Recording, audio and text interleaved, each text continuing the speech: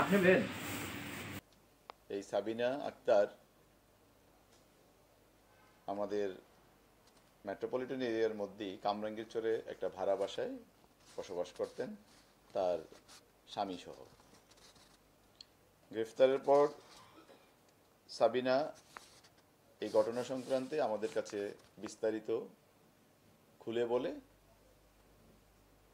তার জবানবন্দি, তাৎক্ষণিক জবানবন্দি এবং ঘটনার পারিপার্শ্বিকতায় আমরা যে বিষয়টা জানতে পেরেছি সেটা হলো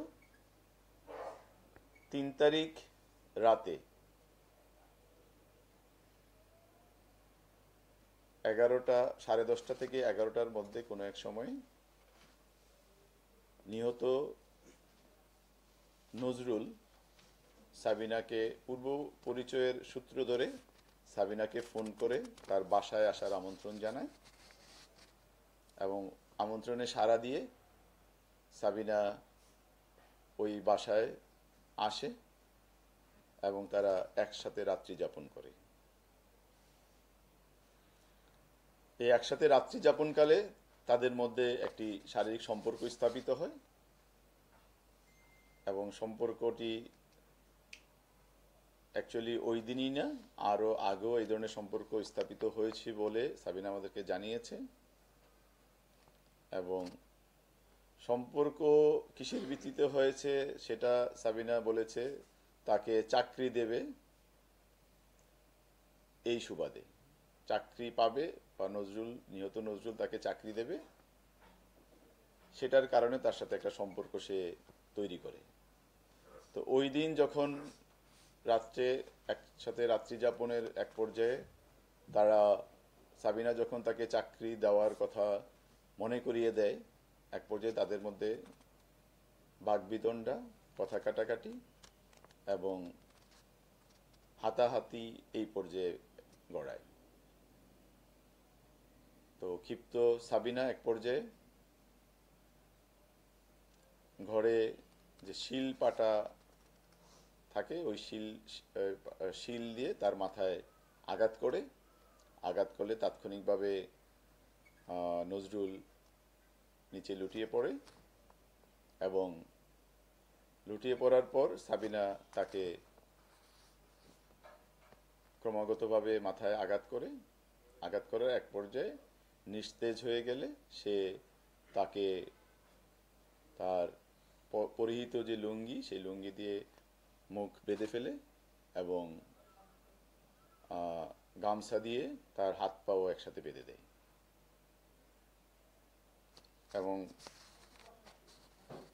পরবর্তীতে সাবিনা তার প্রতি যে আক্রোশ ছিল সেই আক্রোশের কারণে বাসায় ব্যবহৃত একটি ছুরি দ্বারা তার নজরুলের প্রজনন অঙ্গটি বিচ্ছিন্ন করে ফেলে শরীর থেকে। বিচ্ছিন্ন করে সে ওই রাতেই ওখান থেকে অনুমান 5টা, 5:30টার দিকে সকালবেলা সেই বাসা থেকে বের হয়ে সে তার যে ভাড়া বাসা কামরাঙ্গীর ছেড়ে ওখানে চলে যায়। সাবিনাকে প্রাথমিকভাবে জিজ্ঞাসাবাদে এই তথ্যগুলো আমরা পেয়েছি এবং তাকে অধিকতর জিজ্ঞাসাবাদ করার জন্য আমরা এই মামলা সূত্র ধরে তাকে আমাদের হেফাজতে এনে আরও তথ্য সংগ্রহ এবং তার সাথে সে একাই সংগঠিত করেছে কিংবা আরও কেউ এই ঘটনার সাথে সংশ্লিষ্ট কিনা আমরা সেটা যাচাই বাছাই করার। সাবিনা যখন নজরুলকে হত্যা করে বাসা থেকে যখন চলে যায় তখন নজরুলের ব্যবহৃত 2টি মোবাইল ফোন সাথে নিয়ে গিয়েছিল, সেই মোবাইল ফোন দুটো জব্দ করা হয়েছে। সাবিনা আক্তারকে গ্রেফতার যেখান থেকে করা হয়েছে এটা তার শ্বশুর বাড়ি। 4 তারিখে ঘটনা সংগঠন করার পর সে ঢাকা থেকে 5 তারিখে যশোরে চলে যায়। আমরা সংগ্রহ করি তার মধ্যে একটি গৃহস্থালিতে ব্যবহৃত একটি চাকু, ধারালো চাকু এবং ফুলের ভাঙ্গা টব, তার অংশবিশেষ। পুলিশের বিশেষায়িত সংস্থা সিআইডি বিভিন্ন বস্তুগত আলামত ঘটনাস্থল থেকে সংগ্রহ করে। পরবর্তীতে একই দিনে 4 তারিখে এ সংক্রান্তে